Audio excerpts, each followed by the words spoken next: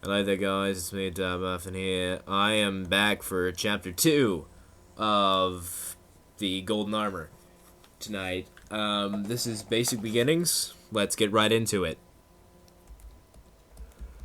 Chapter 2 The Golden Armor. Basic Beginnings.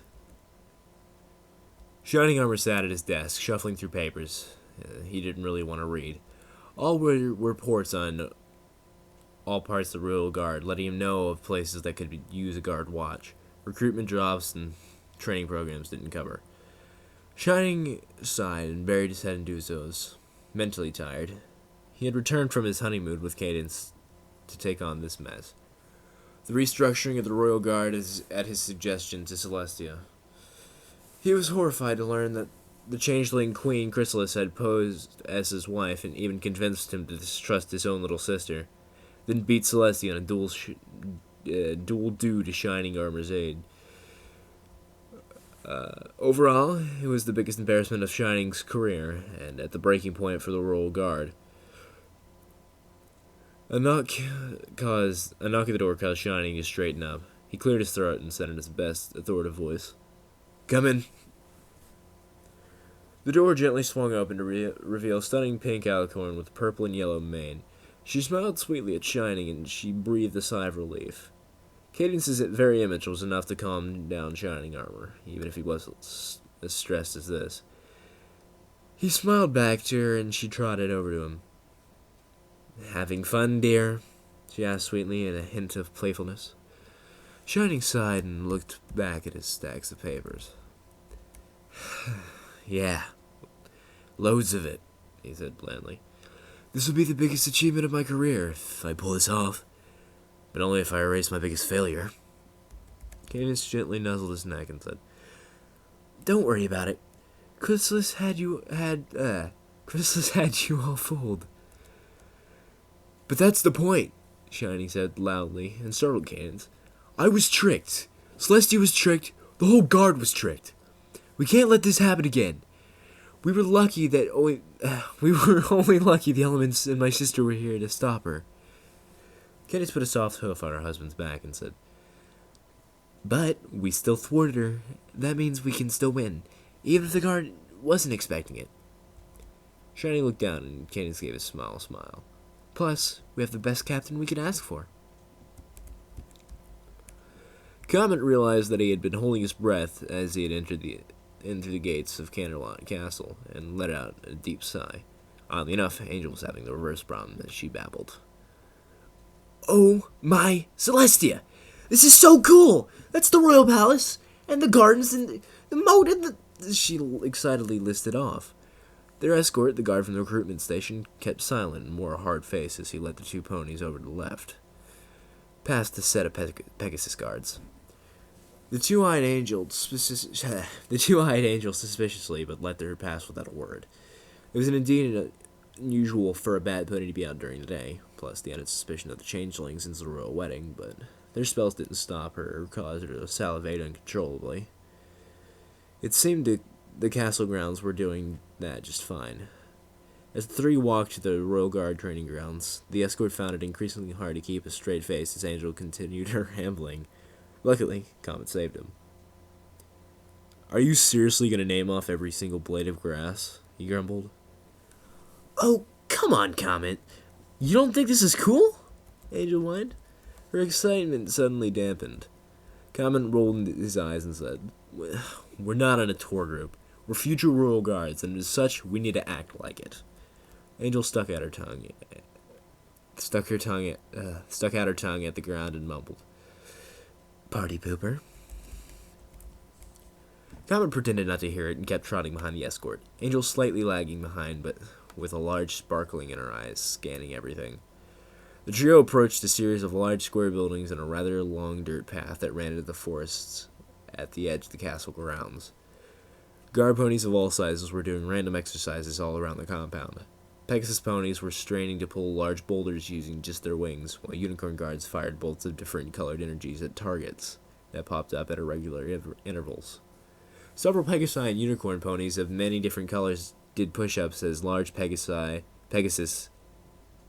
and specular spectacular guard armor shouted at them. Hey, why are all those ponies not white or black? Angel said, pointing a hoof at the ponies doing push-ups. Comet clenched his teeth at the question, which was rather insensitive, but the escort answered. They're recruits like you two. When they earn their armor, the guard, the spell bounds to it forces the pelt colors to become either white or black. Comet raised an eyebrow, but Angel nodded. Soon the two were standing at the barracks, an amazed Angel, who, of course, was promptly rifling through anything that didn't have a lock. Comet stood resolutely still next to the guard and escort in stark contrast. The guard finally let out a small smile and removed his helmet. You know, I did see what happened in the recruitment building, he said with a slight chuckle. Comet felt his stomach drop, and the guard watched Angel with a smile. She's a feisty one, that pony. I'm not shocked in the least that you like her, he said. Comet felt a shudder run through his spine. I'm most definitely not interested in her, Comet replied quickly, giving the guard another reason to chuckle. You can say that, but you can't deny instinct. She's cute and obviously single, so you better claim her before somebody else does. Comet didn't reply to that, opting for the stoic guard stare. The guard sighed and put on his helmet and called Angel over. She ran back, excitedly explaining to Comet about the monotonous greenish-gray colors and nearly plywood tough beds and the views of the windows. The guard cleared his throat and said, All right, recruits, this will be your new home for the next 4 months. Basic training is not easy, but it will forge you into the fine guards if you cooperate. Hopefully, next time I see either of you, I will be saluting you. Angel gave him an impromptu hug and thanked him, causing him to give a grin. She scampered away after yelling, Top Buck is mine, Comet! And she left, and the guard gave him a wink. Remember what I told you, soldier. Claim her or lose her. At that, the guard saluted Comet, returned it, and left the two ponies alone. Comet remained in the exact same spot, unsure of what to think. The guard had evidently known next to nothing about Comet, thinking that he had any interest in that screwy bat pony. She had every trait that he loathed and then some. She was loud, childish, and an expert at annoying Comet. Granted, it wasn't like he wasn't into mares. Spitfire was probably the cutest mare he knew of, but he had also seen some pictures of the element of harmony wielders. The purple unicorn was supposed to be Princess Celestial's personal protege, as such. Prodigy. God damn it. As such, she had to be smart, something Comet liked in mares. She had a pretty purple mane with a pink stripe, very modern style. Comet also liked. Oh no, he had thought the purple unicorn was an ideal personality of the mare that he wanted, while Spitfire had the body. That was when he felt a pair of eyes on him. Swiftly turning his head, he noticed Angel was giving him a smug look, and he felt his cheeks flush. Can I help you? He asked in his best annoyed voice. Angel scrunched up her nose and stared directly into his eyes with her slit pupils. What were you thinking of? She asked a little too innocently. Comet scrunched up his face a while, but his expression was more like there was a foul odor in the room. It's none of your business, he stated, emphasizing the word your. I think I know what it was, Angel said in her smug voice. I highly doubt you do, Comet replied. I bet I do. I bet you don't. I bet it was a mare. Comet felt his eyes retract and his face flush, forcing him to turn away from her. Angel, for her part, squealed in excitement and said, Ooh, it is! Who is it? Princess Celestia? Princess Luna? Oh, please, tell me! Comet adamantly refused to answer. Angel kept rattling off names, hoping he would react again. Finally, she said, Oh, wait! Is it me? Comet froze at that and turned around. His face was as red as his eyes, mostly due to Angel saying Spitfire at some point, but he was also annoyed.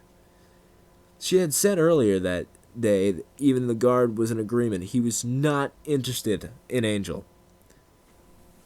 "Stop asking me," was all he managed to say without shouting at her. He turned tail to her and marched over to the bunk beds he and Angel were supposed to share, leaving her speechless. Angel, of course, completely misinterpreted her words and began to blush herself.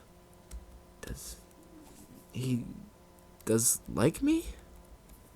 she whispered to herself. She felt a huge surge of energy from her excitement and ran to tackle him into a hug. She did and rolled over with Comet on the floor, eventually stopping on top of him. Comet laid on his stomach and wore a very annoyed face as Angel resumed her signature laughing. These next 4 months were going to be the most difficult of his life. Several hard-fought minutes later, Comet was unpacking his saddlebags and storing a collection of odd items in the footlocker at the base of his bed, while Angel peeked down in front of him from the top bed. Bunk. "What's that?" she asked. Comet was holding a book in his teeth and set it gently into his locker. "Combat Techniques the Marengeti." Oh, God. He stated flatly, though Angel wouldn't be interested. It was actually a journal he kept for his mother, who thought it would help him open up more and make some friends. "Boring," Angel lamented. "Do you read the Daring Do series? It's a great book. Action, adventure, danger, ancient relics, romance." She sighed happily, turning over in the bed and stared at the ceiling. Daring Do was so completely cool, thwarting ancient traps and putting in amazing relics in museums while dodging a number of enemies.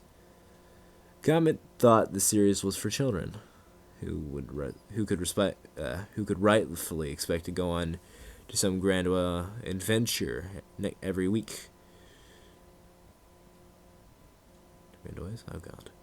And not require more bits than Celestia and an amazing doctor. Comet preferred to stay grounded to reality, though, through biographies and history books. While Angel was lost in her fantasies of Daring Do, Comet seized the opportunity to place several photographs into the locker. The topmost one was a picture of a wonderfully green mare with sparkling magenta eyes and a tall yellow Pegasus smiling at the camera. His parents, Mangrove and Sunstorm, gave him the photo when he left San Francisco, causing him to choke up. He missed his mother, a wonderful mare, but he had to start his own life. His father had reserves about him joining the guard, but allowed his son to make his own decisions. "Who are those ponies?" came the familiar voice of Angel from behind him. Startled, Comet tried to slam shut the footlocker, but his wing was in the way, and shouted in pain as he wrenched the wing loose, tripping over Angel, who crouched behind him and sprawling on his back. His head smacked the legs of the bunk beds on the other side of the barracks, making his forehead lance with pain. He curled up, wincing as his head throbbed, and a pony cleared his throat rather loudly.